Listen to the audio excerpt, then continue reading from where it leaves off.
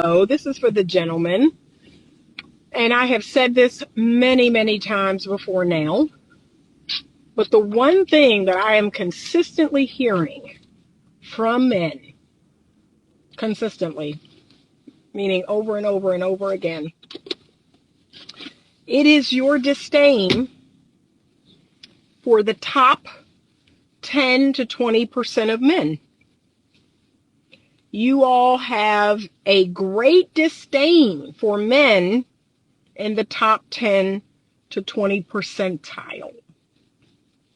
And the number one complaint that I hear from you all over and over again is that these women they all want the same man. They all want the top 10% man. They all want the top 20% man. And my answer to that every single time is, then become a top 10% man. Become a top 20% man. Like, what's stopping you from becoming that man? Like, that's a real question, right? So I could ask myself that. If I feel like the same women get chosen out here in the dating marketplace, this is what I would do. And this is what Anita would do. If I really felt like, wow, these guys are all choosing the same types of women over and over and over, I would study those women. I would look at what they look like. I would look at, what their hair, their makeup, all the things, right? I would look at those women and I would study them. I would study the traits of those women, and I would become one of those women. And barring the fact that I can't change my age, right? I can't change my age, but anything else that I could change, I probably would. So I could be more like the women that these types of men want. Like, that's a real thing. So if I was 25 and I was competing with other 25-year-olds, yeah, I would study those women. I would study the women that most men want at 25, and I would become one of them. That's the solution. And maybe because it's easier for you to just complain, maybe it's easier for you to just get online and complain and say, all women want the same top 10, 20% of men. Okay, maybe that's the easy way out. Because, can I be honest, the hard way out is you going to the gym 5 days a week, you eating a lot of protein every day, and a lot of good healthy food, you getting your grooming really, really tight, okay? Get your grooming tight, get your hair cut every week, get your beard trimmed up every week, or learn how to do it from home, brush your teeth twice a day, 3 times a day, floss your teeth, get your workout routine, clean under your nails, get your feet right? Get your hygiene tight, make sure you smell good. Then you go to a stylist, make sure you look good. What do those guys look like? How do they dress? Right? The top 10, 20% of men, again, why aren't you studying them? Instead of complaining about them, why don't you study them? Why don't you study what the top 10% of men look like, what the top 10% of men do? And if they have money, okay, so now you got to start a business. You got to become an entrepreneur. You got to go off and get a degree in something. And you got to, get a good job. Like, that's a real question, guys. I really want to know what keeps you from being a top 10 or 20% man. What keeps you from being that guy? That's a real question, because I don't understand it. That's what I would do. And definitely if I was younger, if I'm 20, 25 years old, and I see the same men on my college campus choosing a specific type of woman, I'm going to become that woman. I'm going to turn into that woman. So I don't get it.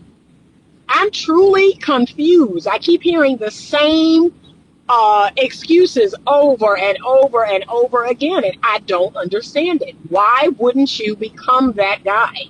Why wouldn't you study that man? Study the way he talks to women.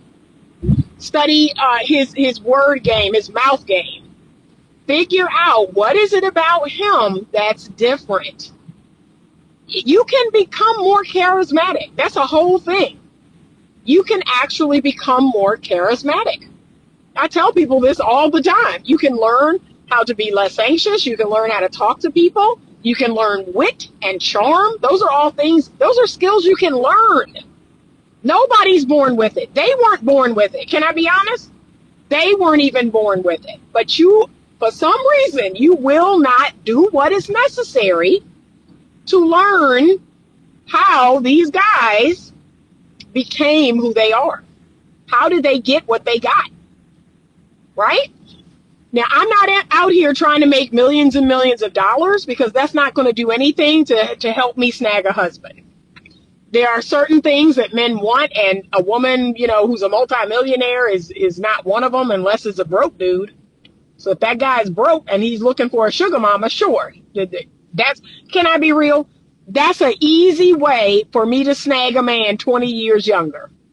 So I do have the formula for snagging certain types of men. It's not hard. If I wanted to snag a 20-year-old man, a 30-year-old man, I would make millions of dollars. I would have some sort of high post job, and I would go to places where these younger men are, and I would simply, say, hey, you want to drive back to the house with me in my Range Rover? You want to go back to the 8,000 square foot mansion? You want to sit in the hot tub? You want to drink, the expensive champagne? Like, it's not hard. It's really not hard. I could get a man 25 years my junior by simply presenting myself as a sugar mama, right? But again, I know the type of bait to use. And what I'm asking men to do, maybe this is a big ask, maybe I'm wrong. I'm just simply asking you to self-reflect. Just self-reflect. Instead of blaming it on, well, women all want the same 20% type of men. Okay, then become that guy. If that's the bait that you need to use to get out here and fish and be successful, then use it. I honestly do not understand it. I don't get it. And then you still have to question, what type of women is that bait actually attracting? And a lot of you all, you get this type of woman, but then after a while, you probably wouldn't want to be with that type of woman long term. Right? So if you're dating women that only want a man's money, okay, lead with your wallet. It's not hard. I know all of the formulas, all of them. You want a baddie, you wanted a high maintenance, high post woman, lead with your wallet. Make a whole lot of money and let her know that your only desire is to fund her lifestyle. Easy peasy. Okay? But then let me tell you what's going to happen. You're going to find that woman, and over time, you're not going to like it.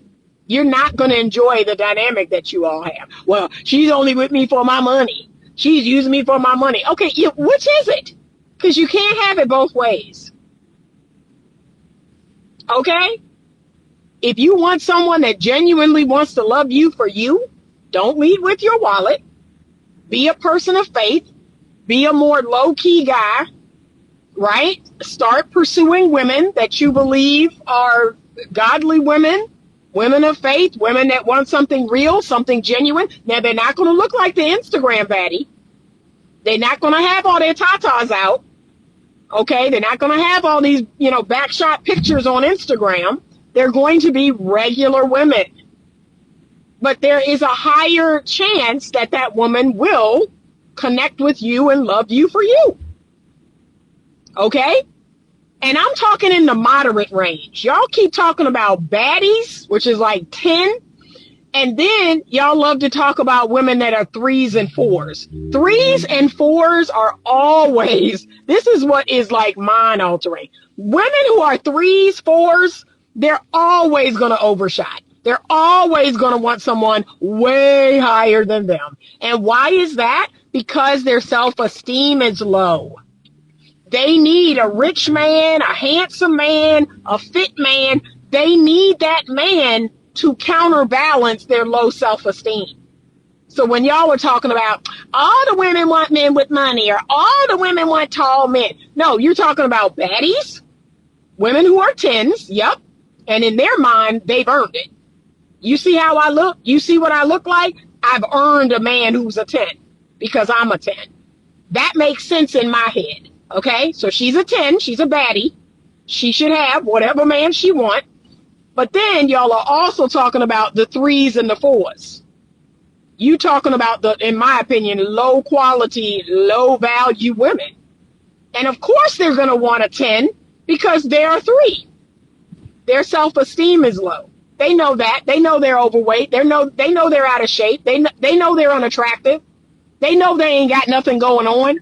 And so they're reaching for a 10 to counterbalance the fact that they ain't got nothing going on. Why don't y'all look in the pool? This is the pool you should be looking in. 6, 7. What's going on with the 6s and the 7s? What's going on with the 5s, the 6s, and the 7s? That's the pool that y'all completely ignore. You completely ignore the women who are 6s and 7s. But you love talking about the 3s and the 4s and how they overshot and they always want something that they can't have. And then you talking about the 9s and the 10s. And you completely overlook the 6s and the 7s. So, But make it make sense to me. Like, I don't understand it. I'm confused as to how men could be so confused. I'm really confused. I don't understand it. But become a 10 or 20% man, and all your problems will be solved in one way or another. That's my advice. All right. Tell me what you think in the comments. Like the video. Thank you so much. Have a great day. And as always, stay open to love.